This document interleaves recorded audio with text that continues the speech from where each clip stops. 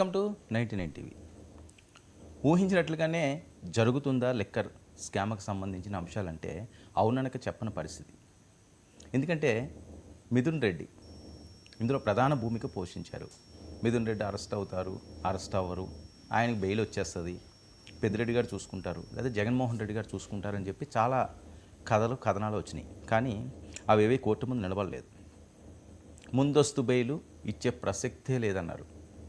So Mithun Reddy అరెస్టే ఇంకా మిగిలి ఉంది ఎంపీకి. వైఎస్ఆర్సీపీలో మిథున్ రెడ్డి అరెస్ట్ అయితే ఆ పార్టీకే చాలా పెద్ద దెబ్బ అని చెప్పి విశ్లేషకులు మాట్లాడే పరిస్థితి. అసలు ఈ లిక్కర్ స్కామ్ ఏంటి, ఇవన్నీ కూడా రూట్స్ అన్నీ జగన్మోహన్ రెడ్డి వైపే చూపిస్తున్నాయి. విజయసాయి రెడ్డి గారు అందుకనే ముందుగా సైడ్ అయిపోయారు, చెప్పివన్నీ చెప్పేశారు. ఇవి జరుగుతున్న ప్రచారం. అయితే ఇందులో ఉన్న టెక్నికల్ అంశాలు ఏంటి, ఈ అంశం ఎటువైపు వెళ్తుందో చర్చిద్దాం. మనతో పాటుగా నర్రా శ్రీనివాస్ గారు, ఏపీ హైకోర్టు న్యాయవాది, మనతో పాటుగా లైవ్లో సిద్ధంగా ఉన్నారు. శ్రీనివాస్ గారు నమస్తే. నమస్తే అండి. సార్, ఏంటి లిక్కర్ స్కామ్ సంబంధించి చాలా పెద్ద తలకాయలు ఒక్కొక్కటి బయటకు వస్తున్నాయి. మిథున్ రెడ్డి అరెస్ట్ని ఎవరూ ఆపలేరు, సిట్ ముందు ఆయన విచారణ కూడా మరి కాసేపట్లో వస్తున్నారు. ఎలా చూడాలి ఈ అంశాన్ని?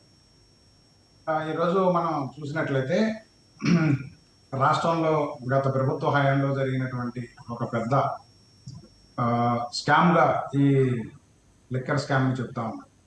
కోట్లాది రూపాయల డబ్బుల్ని కమిషన్ రూపంలో తీసుకొని వాటిని రకరకాలుగా ఫారెన్ రేషన్లో, అదేవిధంగా కొన్ని కంపెనీల్లో, వీటన్నిటిలో కూడా ఇన్వెస్ట్ చేశారని చెప్పేసి నేరారోపణ. ఇప్పుడు మనం గతంలోనే ఈ కేసుకు సంబంధించి ధనంజయ రెడ్డి గారు, అదేవిధంగా కృష్ణమోహన్ రెడ్డి గారు, వీళ్ళు కూడా అరెస్ట్ అయ్యారు.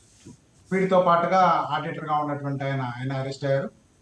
వీళ్ళందరూ రిమాండ్ రిపోర్ట్లు ఒకసారి కనుక పరిశీలించినట్టయితే ఇప్పటి వరకు ఇన్వెస్టిగేషన్లో కొత్త ప్రోగ్రెస్ అంటే ఈ మూలాలు ఎక్కడెక్కడ ఉన్నాయి, ఈ డబ్బుల్ని ఎక్కడ దాచిపెట్టారు, లేదా ఈ డబ్బుల్ని ఎలా కలెక్ట్ చేశారు అనేటువంటి ఒక ప్రాథమిక సాక్ష్యాధారాన్ని సిట్ బృందం సేకరించడం జరిగింది.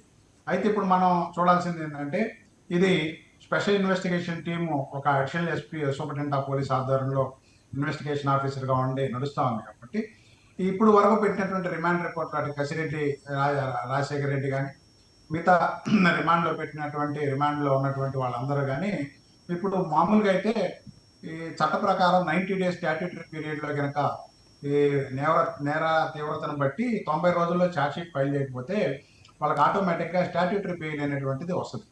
కాబట్టి స్టాట్యూటరీ బెయిల్ రాకుండా ఉండాలని అంటే ప్రాథమికంగా ఛార్జ్షీట్ ఫైల్ చేయాలి.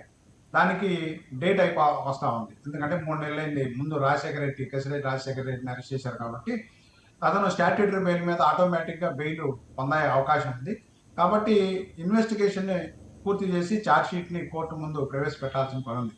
దీనికి ఏంటంటే నిన్న సుప్రీంకోర్టు కూడా మిథున్ రెడ్డి గారి బెయిల్ అప్లికేషన్లో ఆర్గ్యుమెంటు జరుగుతూ ఉన్నప్పుడు వాళ్ళు ఒక ప్రశ్న సంధించారు వారి న్యాయవాది సింఘ్వి గారు. ఏమనంటే, మరి మీ గతంలో మీరు ఇచ్చినటువంటి ఆదేశాల ప్రకారమే మేము హైకోర్టుకి వెళ్ళాము, కానీ హైకోర్టు బెయిల్ ఇవ్వడానికి నిరాకరించింది, యాంటిసిపేటరీ బెయిల్. కాబట్టి మీ దగ్గరికి గత్యంతరమైన పరిస్థితులు వచ్చాం కాబట్టి బెయిల్ ఇవ్వమని చెప్పేసి కోరారు. అయితే సుప్రీంకోర్టు స్ట్రైట్ అవే ఒకటే ప్రశ్న వేసింది. ఏమనంటే, ఇప్పుడు అరెస్ట్ కాకపోతే, దీనికి సంబంధించిన మూలాలు ఎక్కడ ఉన్నాయో తెలుసుకోకపోతే ఇన్వెస్టిగేషన్ ఎలా కంప్లీట్ అవుతుంది, ఛార్జ్షీట్ ఎలా ఫైల్ చేస్తారు, కాబట్టి మీ అరెస్ట్ లేకుండా మీకు ప్రత్యేకమైనటువంటి కారణాలు ఏమున్నాయి బెయిల్ ఇవ్వడానికి, అందులో కూడా ముందస్తు బెయిల్ ఇవ్వడానికి కారణాలు ఏమున్నాయి అని అడిగింది. దానికి రాష్ట్ర ప్రభుత్వం తరఫున హాజరైనటువంటి రోహత్కి గారు ఏం చెప్పారంటే, ఇది ఈ విధంగా బెయిల్ ఇవ్వడం వల్ల ఇప్పుడు ఈ ఇన్వెస్టిగేషన్ మధ్యలో హ్యాంపర్ అవుతుంది, ఇన్వెస్టిగేషన్ మధ్యలో స్టాల్ అవుతుంది. కారణం ఏంటంటే, దీనికి కర్త కర్మక్రియ అంతా కూడా మిథున్ రెడ్డి గారే. కాబట్టి మిథున్ రెడ్డి గారిని కస్టోడియల్ ఇంటరాగేషన్ చేయడం ద్వారా కొన్ని అంశాలను మేము రాబట్టాలి, దీనికి సంబంధించినటువంటి మూలాలను కూడా మేము బయటికి తీయాలని చెప్పేసి నిన్న సుప్రీంకోర్టుకి నివేదిక. దాంతో సుప్రీంకోర్టు ఈ విషయంలో మేము జోక్యం చేసుకోము, మీకు అరెస్ట్ కాకుండా ముందస్తు బెయిల్ ఇచ్చేటువంటి అవకాశమే లేదని చెప్పేసి చెప్పింది. అయినప్పటికీ వాళ్ళు ఒక చివరి విజ్ఞప్తిగా ఏం చేశారంటే, పార్లమెంటు శీతాకాల సమావేశాలు స్టార్ట్ అవుతూ ఉన్నాయి, వర్షాకాల సమావేశాలు స్టార్ట్ అవుతూ ఉన్నాయి.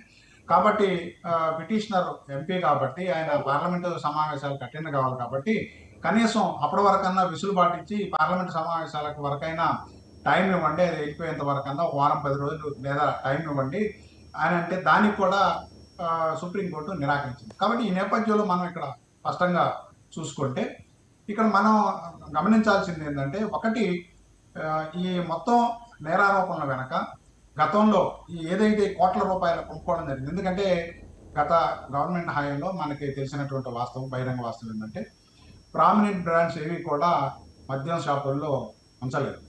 ప్రత్యేకమైనటువంటి నియమ నిబంధనలు రూపొందించి ప్రభుత్వ వైన్ షాపుల ద్వారానే మద్యాన్ని అమ్మటం జరిగింది. బార్ షాపులు తప్ప వైన్ షాపులన్నింటిలో కూడా ప్రభుత్వమే వైన్ షాపుల ద్వారా చేయటం జరిగింది. దాని ద్వారా మేము మద్యం నియంత్రిస్తామని చెప్పేసి గత ప్రభుత్వం వాగ్దానం చేసింది. కానీ వాస్తవానికి ఏం జరిగిందంటే నియంత్రించకపోగా ఈ మద్యం చౌకబారు మద్యం తాగినటువంటి చాలా మంది కూడా అనేక రకమైనటువంటి హృద్రోగాలకి, లేదా అనేక రకాలైనటువంటి శారీరక రుగ్మతలకి గురైనటువంటి పరిస్థితి. కాబట్టి ఈ నేపథ్యంలో వీటి మూలాలను ఇప్పుడు ఒక 1 by 1 ఛేదిస్తూ ఉండే కొద్దీ అనేకమైనటువంటి విస్తుపోయేటువంటి అంశాన్ని నిన్న మొన్న మనం న్యూస్ ఛానల్స్లో, అదేవిధంగా టీవీల్లో సిట్టు తదుపరి దర్యాప్తులో విదేశాల్లో పెట్టుబడులు పెట్టారు. ఈ ముద్దాయిలు కూడా చాలా విలాసవంతమైనటువంటి జీవితాన్ని స్టార్ హోటల్లో అనుభవించారు, దుబాయ్లో కానీ ఇంకో చోట కానీ అని చెప్పేసి మనకు వార్తలు వచ్చాయి. ఏంటి ఏం పెట్టుబడులు అంటే ఇందులో వచ్చిన మనీ ఏదైతే ఉన్నదో ఆ సొమ్ము దీంతో విదేశాల్లో పెట్టుబడులు పెట్టారా వేరే వ్యాపారాల్లోని? ఇప్పుడు మనకి స్పష్టంగా సిట్ ఇచ్చినటువంటి, అంటే మనం అంచనా వేసేది కాదు, ఈ ఇన్వెస్టిగేషన్ స్టేజ్లోకి వచ్చేసరికి స్టేజ్ టు స్టేజ్ ఏమవుతుందంటే కొన్ని అంశాలని, కొన్ని ఆధారాన్ని సేకరించారు. వాటిలో ఈ ముద్దాయిలు ఎవరైతే ఉన్నారో వాళ్ళ కాల్ లిస్టుకి సంబంధించి వాళ్ళు ఎప్పుడెప్పుడు ఎక్కడెక్కడ సమావేశాలు అయినటువంటి దాన్ని ఇన్వెస్టిగేషన్ రిపోర్ట్లో పొందుపరిచారు. అదేవిధంగా గతంలో అరెస్టు గురి కాబడినటువంటి ధనంజయ రెడ్డి గారు కానీ, అదేవిధంగా కృష్ణమోహన్ రెడ్డి గారు, వీళ్ళందరికీ సంబంధించి కూడా కొన్ని అంశాలని వాళ్ళకి స్పష్టంగా ప్రశ్నల రూపంలో సమాధానాలు రాబట్టడం జరిగింది పోలీస్ కస్టడీకి ఇచ్చినప్పుడు.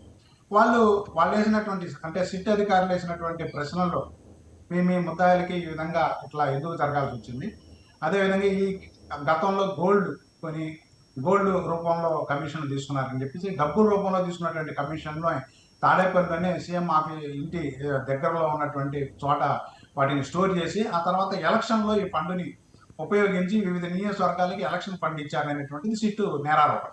దానికి సంబంధించి కొన్ని ఆధారాలని వాళ్ళు సేకరించారు. అవి ప్రధానంగా ఏంటంటే ఈ ఏవైతే ఈ టోల్స్ ఉన్నాయో ఆ టోల్ వీడియో ఫుటేజెస్ని వాళ్ళు సేకరించి వెహికల్స్ ఎప్పుడెప్పుడైతే ఫ్లో అయినాయో ఆ వెహికల్స్ మూమెంట్స్ని కూడా, అదేవిధంగా ముద్దాయిల యొక్క మూమెంట్స్ను కూడా ట్రేస్ చేశామని చెప్పేసి సిటీ నివేదికలో పొందుపరచడం జరిగింది. కాబట్టి ఇవన్నిటిని మనం ఒక్కసారి కనుక పరిశీలించినట్లయితే ఒకటి, నేరారోపణలు తీవ్రంగా ఉన్నాయి మిథున్ రెడ్డి గారి.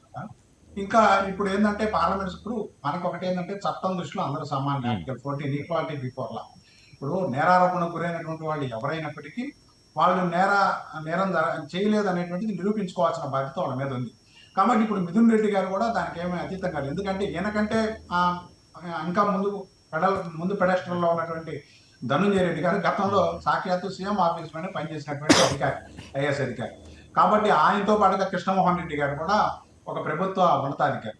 సరే, వీళ్ళు కూడా అరెస్ట్ అయ్యి ఈరోజు జైల్లో ఉన్నారు. కాబట్టి మిథున్ రెడ్డి గారికి ఇప్పుడు గౌరవ ఆంధ్రప్రదేశ్ హైకోర్టు, అదేవిధంగా సుప్రీంకోర్టు 2 చోట్ల బెయిల్ దొరకపోవడంతో అనివార్యంగా ఆయన సరెండర్ కావటమో, లేదంటే పోలీసులు అరెస్ట్ చేయడమో, సిట్ అధికారులు అరెస్ట్ చేయడమో జరిగి తీరాలి. కాబట్టి ఇంకా ప్రత్యామ్నాయ మార్గం అనేటువంటిది లేదు. ఎందుకంటే ఎపెక్స్ కోర్టే ఆయన బెయిల్ని డిస్మిస్ చేసినటువంటి నేపథ్యంలో ఖచ్చితంగా అరెస్ట్ జరిగి తీరాలి.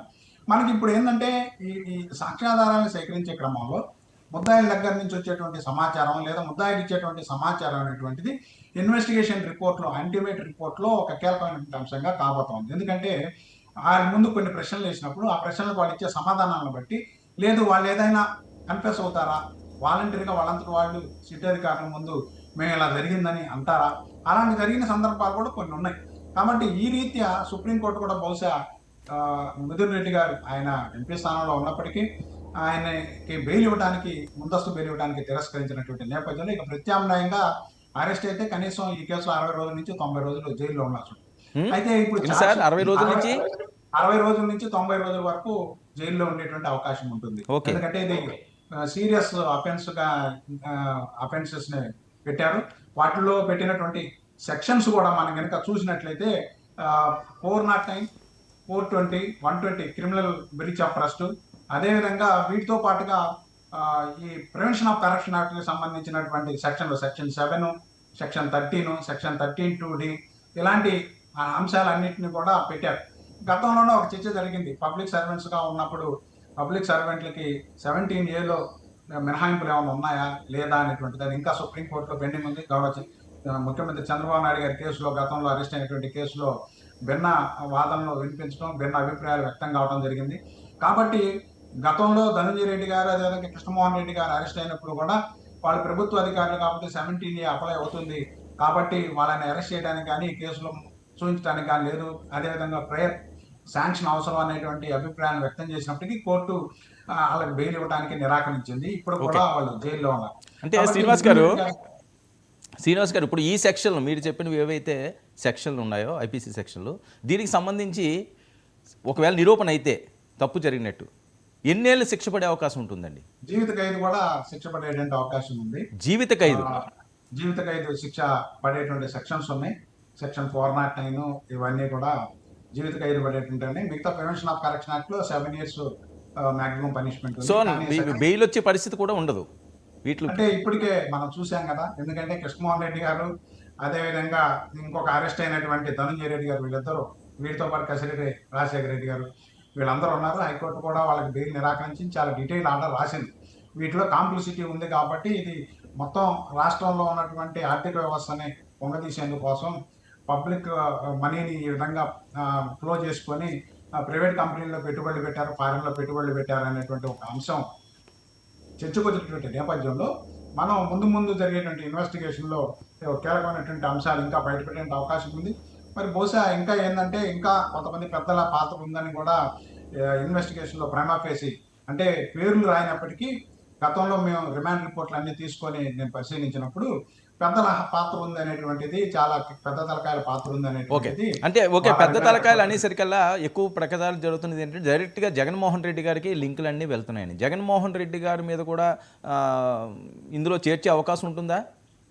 అంటే ఇప్పుడు పాలసీ గతంలో ఏంటంటే చంద్రబాబు నాయుడు గారిని అరెస్ట్ చేసినప్పుడు పాలసీ మేకర్లుగా నిర్ణయం తీసుకున్నప్పటికీ ఆయనకే బాధ్యత ఉందని చెప్పేసి గతంలో ప్రభుత్వంలో ప్రాసిక్యూషన్ తరఫున వాదన వినిపించారు.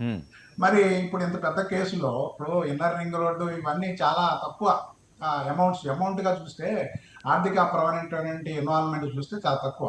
మరి ఇది కోట్ల రూపాయలు, 100 కోట్ల రూపాయల ఫ్రాడ్ జరిగినట్టుగా మరి ఆరోపిస్తా ఉన్నారు ఎవరు సిట్ అధికారులు. కాబట్టి 100 కోట్లు ఏంటంటే బాబు, 1,00,000 కోట్లు అంటారు. అంటే ఇప్పుడు మనకి మదింపు చేసినప్పుడు వివిధ అంశాలు ఉన్నాయి. 30,000 కోట్లు అన్నారు, 40,000 కోట్లు అన్నారు, కాదు మొత్తంగా చూస్తే ఇంకా 1,00,000 కోట్లు ఉందని అంటున్నారు. కాబట్టి రాష్ట్రానికి రావాల్సినటువంటి ఆదాయాన్ని ప్రైవేటు వ్యక్తులు మదుల్చుకొని పెద్ద పెద్ద కంపెనీలు బ్రాండ్స్ పెట్టకుండా చిన్న కంపెనీల దగ్గర ఎక్కువ మొత్తంలో డబ్బులు తీసుకొని ఆ పెట్టినటువంటి బ్రాండ్స్లో కూడా ఎక్కువ మొత్తంలో వీళ్ళకి గిఫ్టుల రూపంలో, రకరకాలుగా బంగారం రూపంలో వచ్చాయి అని చెప్పి సిట్ ఆరోపిస్తున్న నేపథ్యంలో ఇప్పుడు ఎవరెవరు ఎంత పాత్ర ఉందనేటువంటిది కూడా బహుశా ఛార్జ్ షీట్లో ఖచ్చితంగా, అందుకనే అందరూ ఎదురు చూస్తున్నారు ఛార్జ్ షీట్లో ఏమని ప్రస్తావిస్తారు అనేటువంటిది ఒక పెద్ద చర్చ. ఛార్జ్ షీట్లోకి వచ్చేసరికి ఆ విధమైనటువంటి ఆరోపణలు చేస్తే ఖచ్చితంగా మరి ఎంత పెద్ద స్థాయి, అది ముఖ్యమంత్రిగా గతంలో అంటే కాదండి, ఇప్పటి వరకు కూడా A4గా మిథున్ రెడ్డి గారే ఉన్నారు కదా, ఇంకా వేరే వాళ్ళు ఉండే అవకాశం ఉంటుందా? వేరే వాళ్ళు ఇప్పుడు ఛార్జ్ వచ్చా? ఈ కేసులో మొత్తం ఇప్పటికే 30-35 మందిని ముద్దాయిలుగా చూపించారు. రిమాండ్ రిపోర్ట్లు కనుక పరిశీలించినట్లయితే 30-35 మందిని చూపించారు. ఇంకా ఏంటంటే ఇంకొక 15-20 మంది వరకు ముద్దాయిని చేర్చేటువంటి అవకాశం కనిపిస్తా ఉంది. ఎందుకంటే గతంలో ఎక్సైజ్ శాఖ మంత్రిని కూడా మళ్ళీ సిటీ పిలిచింది. ఈరోజు పేపర్లో వచ్చే న్యూస్ పేపర్ రిపోర్ట్స్లో. అదేవిధంగా గతంలో ఇంకా కీలకమైనటువంటి వ్యక్తులుగా పనిచేసినటువంటి, ప్రభుత్వ వ్యక్తులుగా పనిచేసినటువంటి వాళ్ళని కూడా చెవిరెడ్డి భాస్కర్ రెడ్డి గారిని అరెస్ట్ చేశారు, మనందరికీ తెలుసు. కాబట్టి ఈ నేపథ్యంలో ఏంటంటే ఎంత విస్తృత స్థాయిలో ఇది వెళ్ళింది. ఎందుకంటే మనకి ఇక్కడ కీలకమైన అంశం సిట్టు పేర్కొంది ఏంటంటే ఈ డబ్బులన్నింటినీ ఎలక్షన్ ఫండ్గా వాడారు, లేదా ఎలక్షన్లో వాళ్ళు మీటింగ్లు కండక్ట్ చేసినప్పుడు కోట్ల రూపాయలు ఈ డబ్బుల్ని ముడుపుల రూపంలో, సూట్ కేసుల రూపంలో తీసుకొని ఈ డబ్బుల్ని తరలిచ్చారనేటువంటిది. బంగారమే కాకుండా ఈ విధమైనటువంటి డబ్బులు కూడా ఎక్కువ మొత్తంలో చేతులు మారి ఆ డబ్బుల్ని ఎలక్షన్ కోసం ఉపయోగించి వివిధ నియోజకవర్గాల్లో ఎలక్షన్ ఫండ్గా పెట్టుబడి పెట్టారు అని చెప్పేసి, అదేవిధంగా ఓటర్లను ప్రభావితం చేసడానికి ఈ డబ్బులు ఉపయోగించారని చెప్పేసి సిట్ ఆరోపిస్తాం. కాబట్టి ఖచ్చితంగా ఏంటంటే పెద్దల పాత్ర ఉండేటువంటి అవకాశం ఉంది.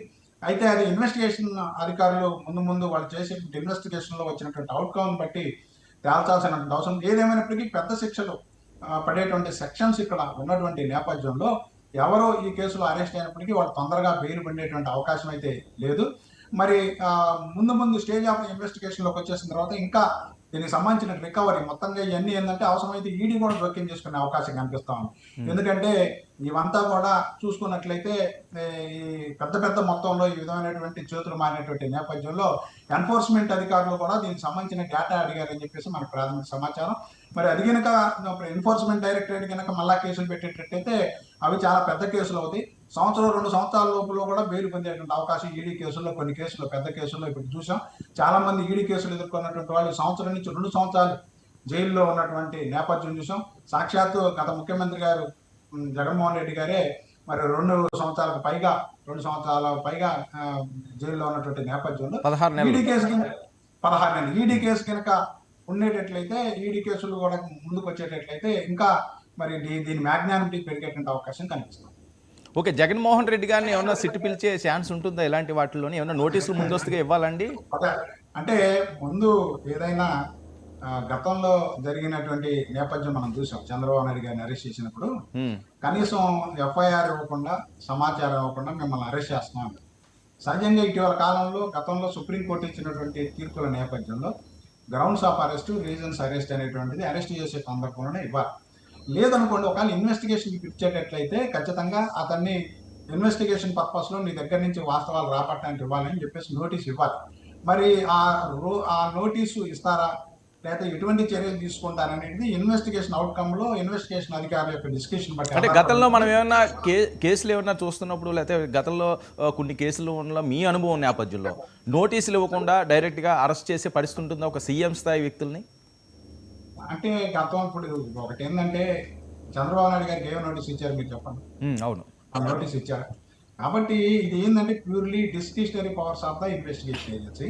ఇన్వెస్టిగేషన్లో కాంప్లిసిటీ కనుక ఎస్టాబ్లిష్ అయితే ఎంత పెద్ద వ్యక్తులైనా వాటి కాన్సిక్వెన్సెస్ని ఫేస్ చేయాల్సి ఉంటుంది. ముందస్తు నోటీసులు కూడా ఇవ్వాల్సిన పని లేదు. అయితే సహజంగా ఏంటంటే పెద్ద స్థాయి వ్యక్తుల మీద విచారణ జరుగుతున్నప్పుడు కనీసమైనటువంటి నిబంధనలు పాటిస్తే మంచిది.